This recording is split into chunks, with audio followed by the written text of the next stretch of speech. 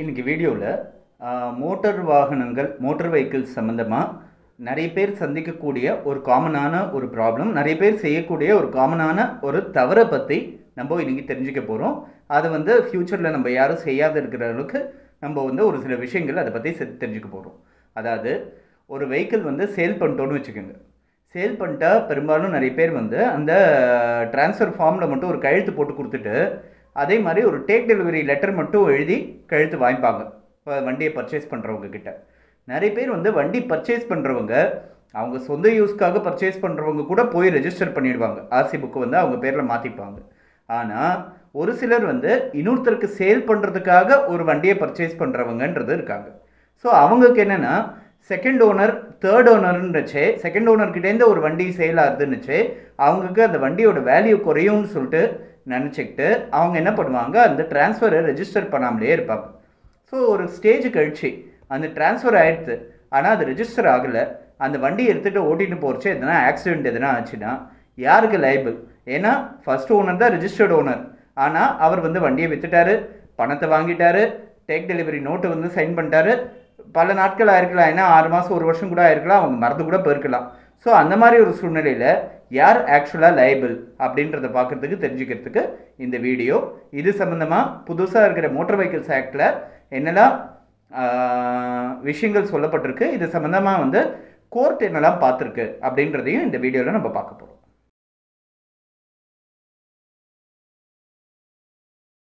Motor vehicles ஆக்டில் section 50ல் கொடுக்கப்பட்டிருக்கு.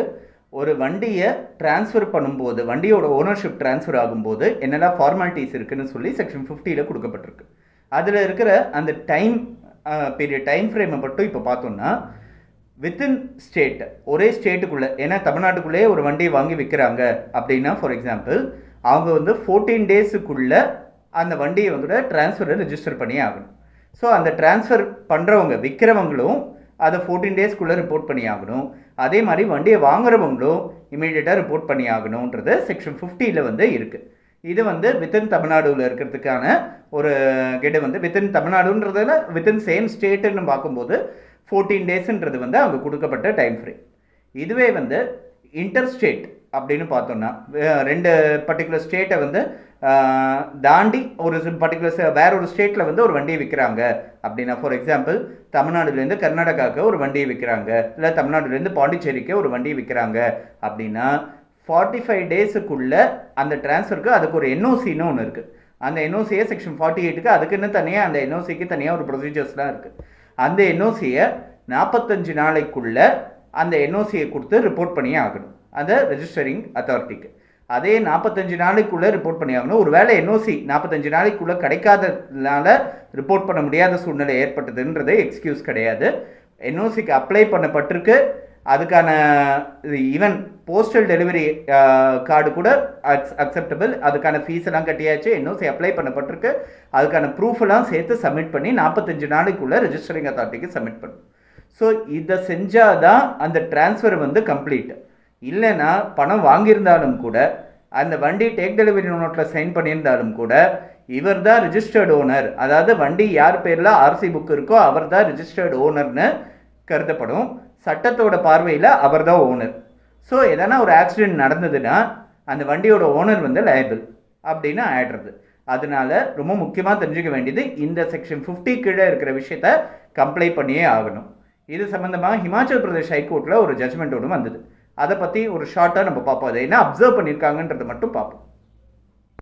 கேஸோட பேர் வினோத்குமார் வர்சஸ் நிர்மலா தேவி. 2009ல் ஹிமாச்சல் பிரதேஷ் ஹைகோர்ட்டால் கொடுக்கப்பட்ட ஜட்ஜ்மெண்ட்.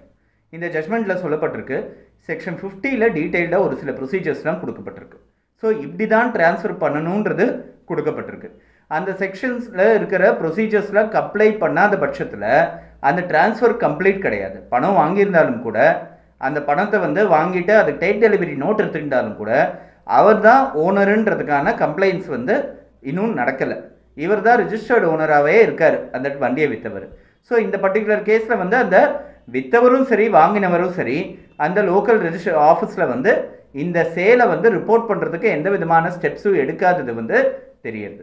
ஸோ எந்த ஸ்டெப்ஸும் எடுக்காத பட்சத்தில் இவர் தான் ரிஜிஸ்டர்டு ஓனர் தான் எடுத்துக்க முடியும்.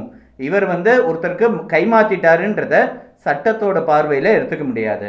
So registered owner is not absolved from the liability. அவர் வந்து வண்டியை வித்துட்டாருன்றதுக்கான அவர் என்னதான் அந்த agreement affidavit take delivery note கொடுத்துருந்தாலும் கூட அதை எல்லாத்தையும் மையமாக வச்சு அவர் வண்டியை வித்துட்டாருன்னு சட்டம் ஏற்றுக்காது. அந்த ரெஜிஸ்ட்ரேஷனுக்கான ஃபார்மாலிட்டிஸை முயற்சி பண்ணியிருந்ததுக்கான எதனா ப்ரூஃப் கொடுத்துருந்தாலான்னா பரவாயில்ல. பட் எந்த ப்ரூஃபுமே கொடுக்காத பட்சத்தில் சட்டம் வந்து இவர் தான் ரெஜிஸ்டர்ட் ஓனர் தான் நினச்சிக்கும்.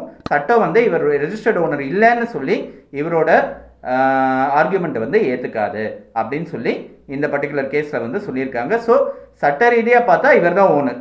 வண்டியை விற்றுருந்தாலும் சரி பணத்தை அதை ஒழுங்காக முறையாக அந்த ஃபார்மை வந்து ரெஜிஸ்டர் பண்ணியிருக்கணுன்றது.